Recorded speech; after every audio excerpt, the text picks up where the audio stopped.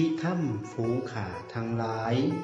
ขอเชิญชวนชาวพุทธศาสนิกชนทั้งหลาย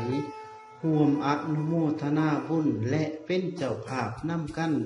ในงานอุปสมบทและงานบุญเขาพรรษา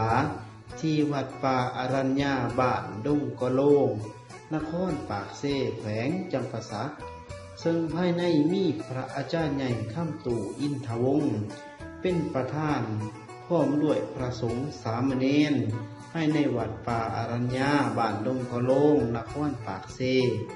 ภายนอกมีอำนาจการปกครองเฒ่าแก่แนวโน้มยิ่งซ้ายหน่อยใหญ่ภายในบ้านมีความพร้อมเพียงกันตั้งกองบวชขึ้น3กองกองอัฐะ1กองเพื่ออุทิศถึงดวงวิญญาณของพระอาจารย์ใหญ่คู่แก้วพระอาจารย์ปู่ศรีอ่อนแม่เฒ่าขาวดีกำหนดจะตั้งกองบุญละเอียดดังนี้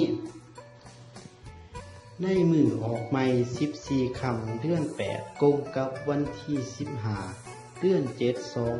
2019เป็นมือห่างหากาเกียมเครื่องไสยธาตุต่างๆตอนแรกเวลา1:30 นาทีแม่นบ้าสีสู่ขวัญนาคและแห่นาคขึ้นสู่สิมเพื่อเข้าพิธีอุปสมบทหลังจากนั้นแม่นสูตรปริตะมงคลฟังธรรมเทศนาแม่นสำเร็จพิธีบวชในมือออกใหม่15ค่ำเดือน8กงกับวันที่16เดือน7 2019เป็นมือตักบาตรถวายสังฆทานในงานบุญอุปสมบทและงานบุญเข้าพรรษา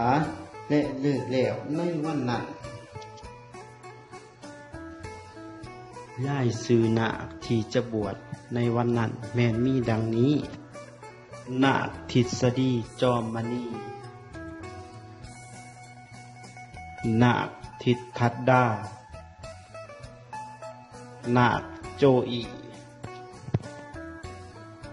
ดังนั้นจึงแจ้งข่าวเป่ากุศล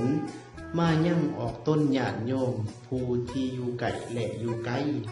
ขอจงสละเวลาอันมีคุณค่ามาร่วมเป็นเจ้าภาพ